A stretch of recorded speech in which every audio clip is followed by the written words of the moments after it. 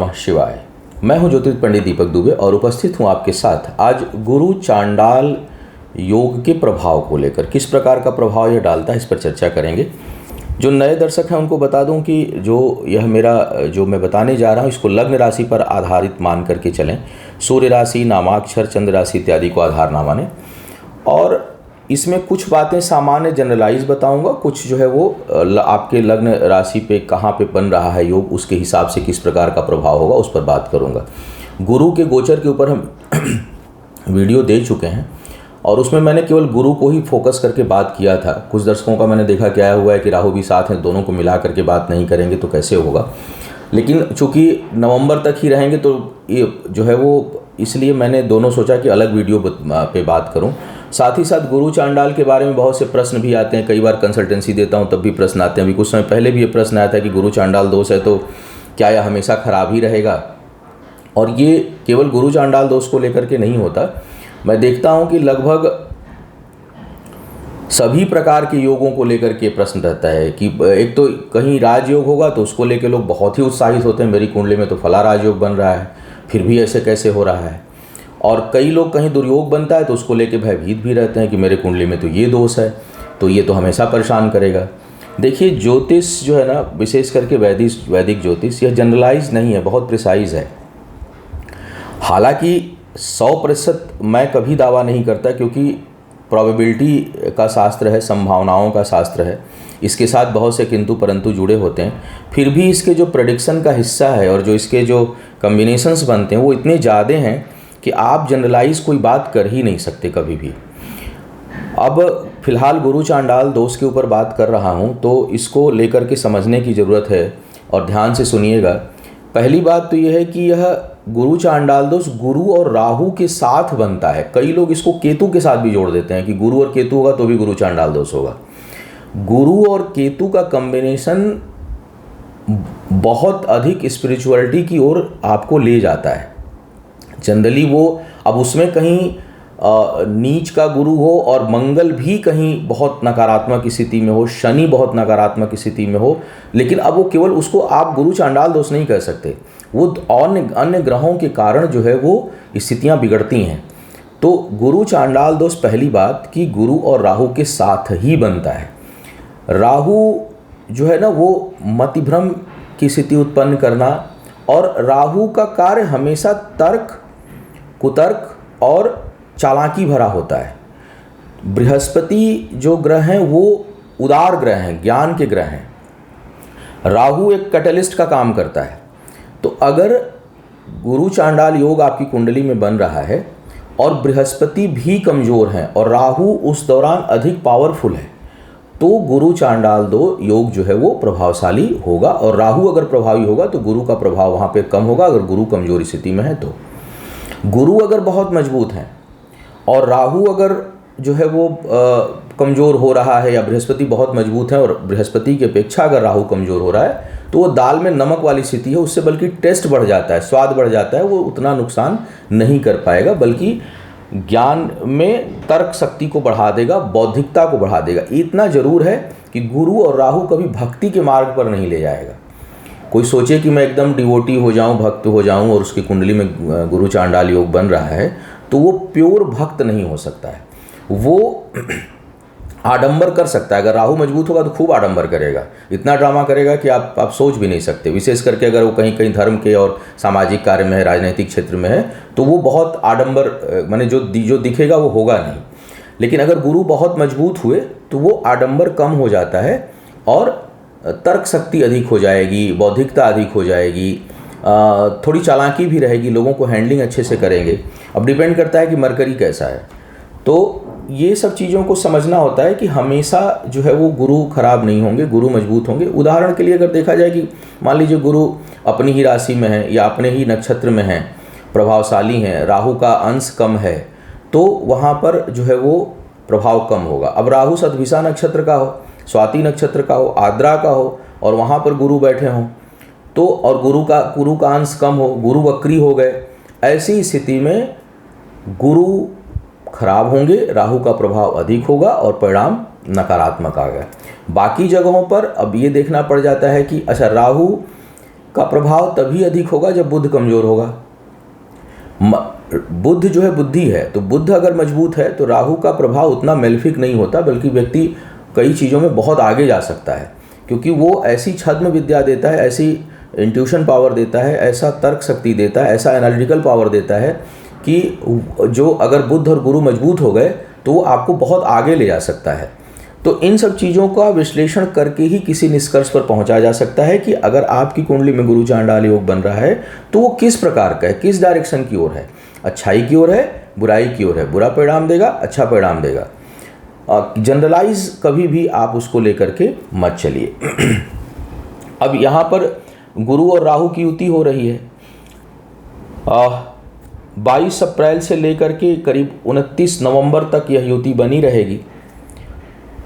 मेष राशि में राहु का कोई नक्षत्र नहीं है, इस कारण यहाँ पर उतना नकारात्मक प्रभाव यह गुरु चांडाल योग नहीं देगा। लेकिन गुरु चांडाल योग जो है वो बन रहा है, तो इसका जो प्रभाव है, संभावित प्रभाव, चाहे वो कम ही हो, उसकी चर्चा मैं आपसे कर देता हूँ एक एक करके लग्न राशि के हिसाब से। और दोष शांति के लिए बृहस्पति और राहु का प्रभाव अगर एक साथ बन रहा है, गुरु चांडाल दोष बन रहा है, तो गुरु और राहु दोनों की शांति पूजा किसी बृहस्पतिवार को गुरु चांडाल दोष के निवारण हेतु आप करा सकते हैं, कराना चाहिए। जो लोग मेरे यहाँ से कराना चाहते हैं, मेरे एग्जिस्टिंग क्लाइंट हैं, मेरी वेबसाइट astrotips.in के माध्यम से करा लें। चूँकि यह योग बन रहा है तो इस अगले 7-8 महीनों तक, इस जो 4-5 महीनों, 6 महीने लगभग, मेरे ख्याल से अप्रैल 4 और 11, करीब 7 महीने तक जो है वो आप कराएं तो ज़्यादा और अच्छा रहेगा, क्योंकि जब योग बनता है उस दौरान किसी बृहस्पतिवार को कराते हैं तो उसका प्रभाव और बेहतर होता है। अदरवाइज़ तो फिर यह योग बहुत लंबे समय बाद फिर बनेगा, तो इसका तो फिर किसी भी बृहस्पतिवार को आप करा सकते हैं। बृहस्पति से संबंधित मंत्र जप, गणेश भगवान का बीज मंत्र का जप आप रेगुलर करें, तो इससे भी गुरु चांडाल, क्योंकि गुरु मजबूत होगा तो राहु का प्रभाव कम होगा, सिंपल सी बात है। राहु मेलेफिक है तो राहु संबंधी दान कर दें और गणेश जी के पीछे पड़े रहें, क्योंकि राहु और केतु के प्रभाव को कोई सबसे अधिक प्रभावित करता है या उसको न्यूट्रलाइज कर सकता है तो भगवान गणेश की पूजा है। और मेडिटेशन है, मेडिटेट किया करिए, बौद्धिक बुद्धि जितना स्थिर रहेगी उतना जो है आपको निर्णय लेने में जो है वो आसानी होगी। अब एक एक करके लग्न राशि के हिसाब से गुरु चांडाल योग के प्रभाव पर सीधे बात करूंगा। इस बार दोनों की कॉम्बिनेशन में, सिर्फ गुरु को की बात नहीं कर रहा हूँ। मेष वालों के लिए लग्न पर ही बन रहा है। बौद्धिक क्षमता में वृद्धि, क्रोध में थोड़ी वृद्धि, कई बार मन में अधिक चंचलता, आवेशित रहना, तर्क शक्ति का बेहतर होना, और कुछ मामलों में एनालिटिकल पावर अच्छी होगी आपकी, तो कुछ मामलों में यह अच्छा प्रभाव देगा। लेकिन जितना अपने आप को शांत और चित्त रखेंगे, अब परमानेंट कुंडली में देखिए, किसी भी कॉम्बिनेशन का प्रभाव इस पर निर्भर करता है कि अब विशेष करके वो चीज़ अगर बुद्धि को प्रभावित कर रही है, तो ऐसी स्थिति में आपका लग्नेश कैसा है, आपका तीसरे भाव का स्वामी कैसा है, और आपके पंचम भाव के स्वामी की क्या स्थिति है। अगर ये मजबूत स्थिति में जन्म कुंडली में है तो गोचर का प्रभाव बेहद कम पड़ेगा। मंगल अच्छे हैं, बुध अच्छे हैं, और सूर्य अगर अच्छे हैं आपकी कुंडली में, अच्छी कंडीशन में है, तो ये आता जाता रहेगा, उससे कोई फर्क नहीं पड़ने वाला।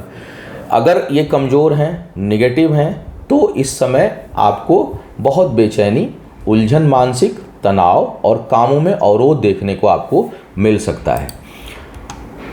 वृषभ वालों के लिए योग द्वादश भाव में बन रहा है। वृषभ वालों के लिए बृहस्पति जो है वो बहुत अच्छे ग्रह नहीं माने जाते हैं, लग्न के तो परम शत्रु ही हैं, मार्केस भी हो जाते हैं। तो यात्राओं से हानि का भय, अनावश्यक की यात्राएं, स्थान परिवर्तन, मानसिक अशांति, यात्राओं में कष्ट, दूर कहीं जाते हैं तो वहाँ पर अनावश्यक धन खर्च, और वहाँ भी कुछ न कुछ कठिनाई और मानसिक उलझन का सामना आपको करना पड़ सकता है। राहु द्वादश में बहुत भटकाव उत्पन्न करते हैं। राहु का अलग से गोचर दे चुका हूँ, गोचर परिणाम गुरु का दे चुका हूँ। गुरु राहु के का जो कॉम्बिनेशन है, यह आय संबंधी उलझने, स्वास्थ्य से संबंधित उलझने और अनावश्यक धन खर्च जो है उत्पन्न करेंगे। मानसिक अशांति जरूर होगी, मान सम्मान को लेकर के सावधान रहना है।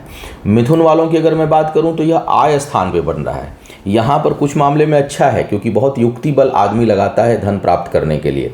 वैसे भी दशमेश और सप्तमेश है, तो कार्य व्यापार में खूब बुद्धि लगेगी, साझेदारों पर हावी होने का प्रयास करेंगे, और इन प्रकार धन प्राप्त करने की इच्छुक होंगे। स्थान परिवर्तन से लाभ का योग बनेगा, लेकिन पैसे को लेकर मन में लालच भी उत्पन्न होगा और असंतुष्टि का बोध रहेगा, और प्राप्त करूं, इस प्रकार का भाव जो है आपके लिए उत्पन्न होगा। तो थोड़ी सावधानी रखिएगा और अपने साझेदारों के साथ ईमानदार बने रहिएगा, ये सुझाव आपके लिए है। कर्क वालों के लिए दसम भाव में हो रहा है। दसम भाव में भाग्येश हैं, जो है वो गुरु और छठे भाव के स्वामी हैं। कर्ज इत्यादि से दूर रहिए, अनावश्यक जो है वो वाद विवाद में नहीं पड़ना है। कार्य क्षेत्र में थोड़ा संबंधों को बेहतर बना करके चलिए। कई बार ऐसी स्थिति में जो आपके उच्च अधिकारी होते हैं वो आपके शोषण की प्रवृत्ति उनकी हो जाती है, तो उनसे थोड़ा सावधान रहना है, क्योंकि कई बार जो लोग आपसे वादा करेंगे वो निभा नहीं पाएंगे। तो या वो जानबूझ करके आपको कुछ लालच दे करके, कुछ आश्वासन दे करके आपसे काम लेंगे और आपका शोषण कर सकते हैं। तो वहाँ से आपको सावधान रहना चाहिए। खुद के कर्म को भी एनालाइज करिएगा और मार्ग बेहतर काम आप करें, इसका ध्यान आपको रखना है। सिंह वालों के लिए यह जो योग बन रहा है, ये पंचमेश गुरु हैं, राहु के साथ पंचमेश और अष्टम भाव के स्वामी हैं। भाग्य स्थान पे गुरु चांडाल योग बन रहा है, तो भाग्य में उतार चढ़ाव रहेगा, बौद्धिक क्षमता अच्छी रहेगी और निर्णय के बल पर अपने काम को निकालने में समर्थ होंगे। थोड़ी नास्तिकता का पुट भी आएगा। गुरु धर्म के पथ पर ले चलते हैं, राहु का जो इन्फ्लुएंस है, या यूँ कहूँ कि भक्ति को तर्क शक्ति पे तर्क के ऊपर आप कसने का प्रयास करेंगे, क्यों, क्या, कैसे। तो ये कुछ मामलों में बुरा नहीं है, जानना चाहिए हमें। लेकिन एक्चुअली क्या है कि भक्ति में समर्पण है, तो वहाँ क्वेश्चन है ही नहीं, प्रश्न है ही नहीं।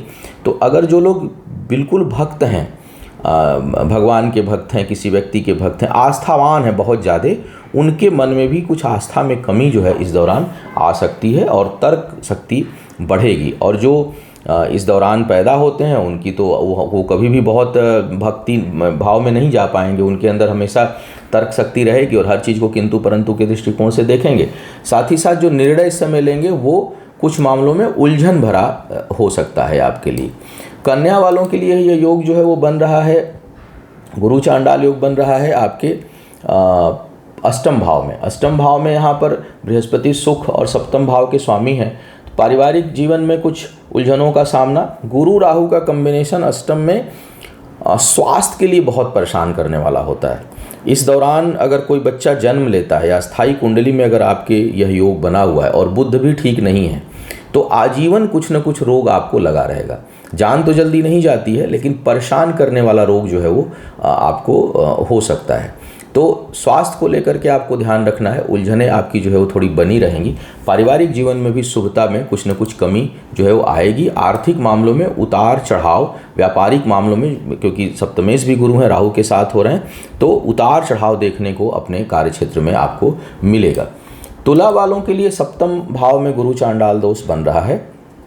जिनकी कुंडली में अस्थायी भाव है उसका मान के चलिए कि जीवन साथी या जीवन संगिनी, ज्योतिष में मैं हमेशा 100% बोलने से अवॉइड करता हूँ, लेकिन 80 से 90% मान करके चलिए कि जीवन साथी या जीवन संगिनी अच्छे स्वभाव की नहीं होगी, अगर परमानेंट कुंडली में आपके योग है तो। और हमेशा वैवाहिक जीवन, प्रेम संबंध विवादास्पद और मानसिक उलझन देने वाला होगा। इस दौरान भी इस तरह की स्थिति बनेगी। अभी मैंने देखा कि जो गुरु के गोचर पर मैंने बोला है, तो किसी होता क्या है कि जब आप अपने जीवन में परेशान होते हैं और रात में दिन में जब आप राशिफल सुन रहे हैं तो परेशानी है, अंदर से फ्रस्ट्रेशन है चीज़ों को लेकर के, फिर जब आप अपने मन मुताबिक राशिफल या कोई बात नहीं सुनते हैं तो वो फ्रस्ट्रेशन आप वहाँ पर निकालते हैं।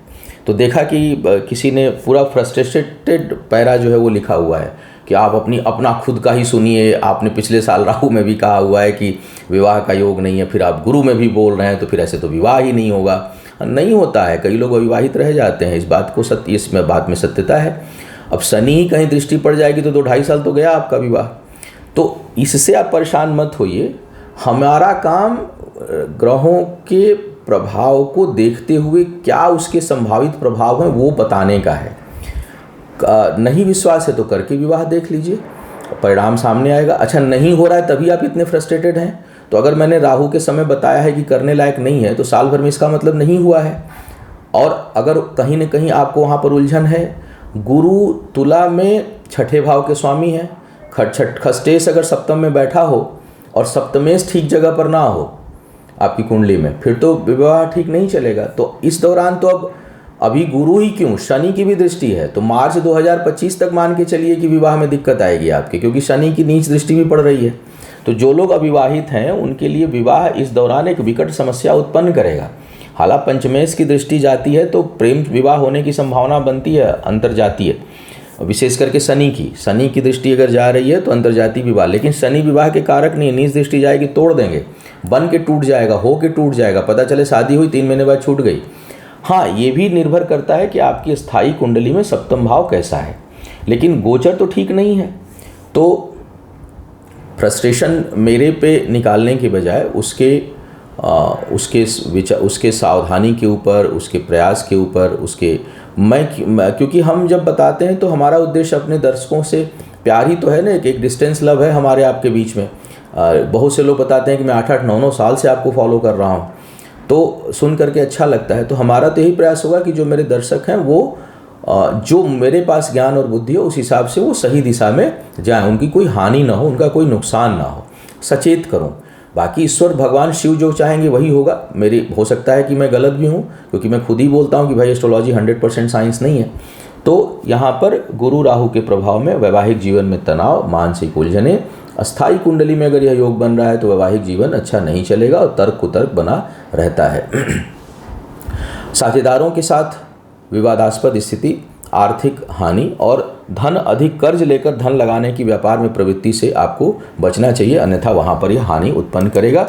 मानसिक उलझन भी इस दौरान आपके लिए बढ़ेगा, तो थोड़ा सा मेडिटेशन, वाटर इनटेक और गणेश जी का मंत्र जप, इसको सूत्र अपना, जिसको भी मानसिक समस्या हो, उलझन बढ़ रही हो, अनिद्रा की समस्या हो, पानी अधिक पीना शुरू कर दीजिए, ग्रीन वेजिटेबल्स अधिक यूज करिए और गणेश जी के बीज मंत्र से मेडिटेशन शुरू कर दीजिए। कोई भी कुंडली हो, कोई भी लग्न हो, कोई भी राशि हो, आपको राहत मिलेगी।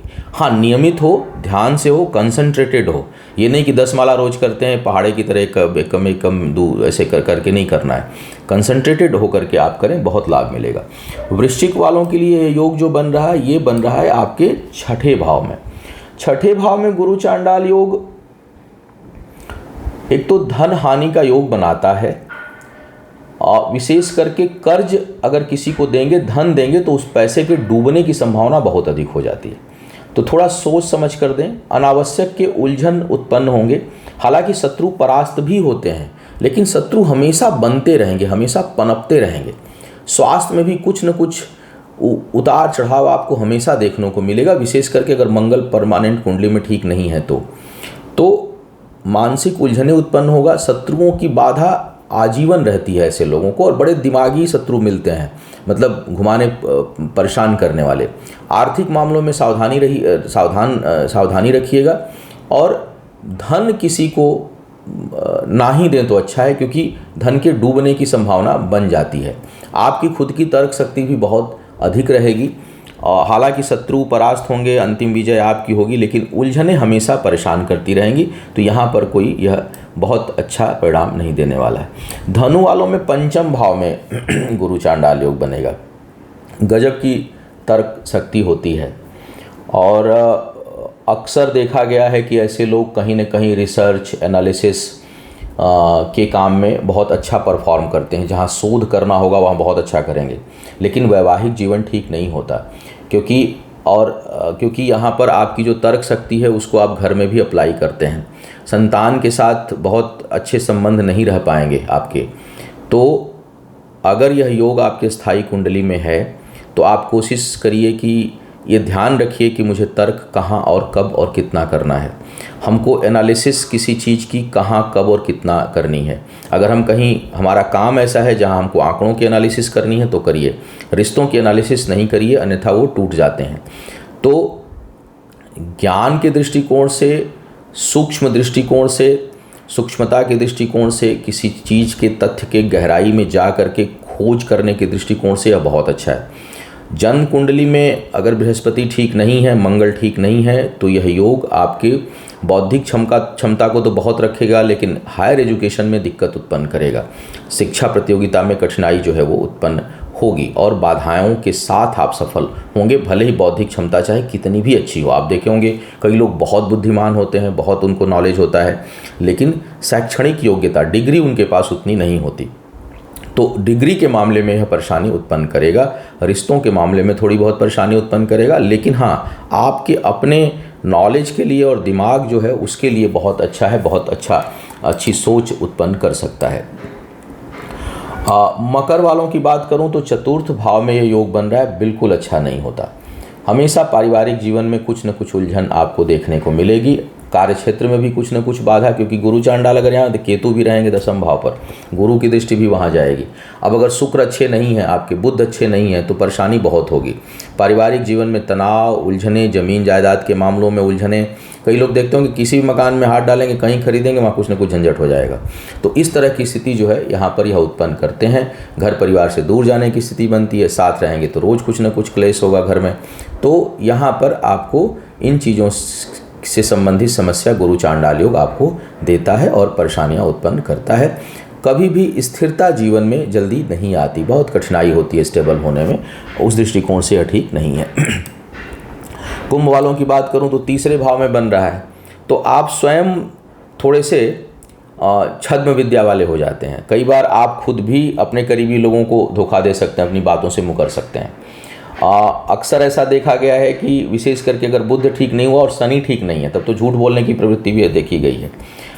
सुनने में हो सकता है बुरा लगे, क्योंकि अच्छे शब्द नहीं है, लेकिन ये मान के चलिए कि दुनिया है तो हम सभी उसी के रहने वाले हैं। तो हम ही में से कोई छद्मवेशी भी है, हम ही में से कोई संत भी है, हम ही में से कोई अपराधी भी है, हम ही में से कोई ईमानदार भी है, हम ही में से कोई चोर भी है। तो हम ही लोग हैं सब कुछ, हम ईश्वर के अंश के रूप में। गुरु राहु यहाँ पर जो है थोड़ा सा आपके प्रवृत्ति को, हालांकि कुंभ लग्न बड़ी गंभीर है और शनि अगर अच्छे हुए तो बहुत अच्छी कुंडली होती है, फिर ये तीसरा भाव उतना प्रभावी नहीं करता और आपको भी छद्म लोग मिलते हैं। अगर गुरु और बुध आपके बहुत अच्छे हैं, क्षमा करिएगा, शनि और बुध अगर आपके बहुत अच्छे हैं तो आप ठगे जाएंगे अपने करीबी लोगों से। हमेशा लोग आपके साथ गलत व्यवहार करेंगे। और थोड़े से शनि और जो है वो बुध मजबूत और थोड़े तीखे हुए तो फिर आप दूसरों के लिए वही व्यवहार बहुत अधिक करेंगे। तो ये जो योग यहाँ पर है, ये या तो धोखा देने वाला या धोखा खाने वाला बना देगा। या तो धोखा आप खुद देंगे या धोखा खाएंगे, दो तरह की स्थिति उत्पन्न करेगा। तर्क शक्ति यहाँ भी अच्छी रहती है, जल्दी किसी से परास्त होने की प्रवृत्ति नहीं होती और गिरकर उठ खड़े होने की संभावना रहती है। मन मस्तिष्क प्रभावशाली होता है, आत्मबल बहुत अधिक देखने को मिलता है ऐसे लोगों की कुंडली में। मीन वालों के लिए दूसरे भाव में गुरु चांडाल योग आर्थिक मामलों में नुकसान उत्पन्न करता है।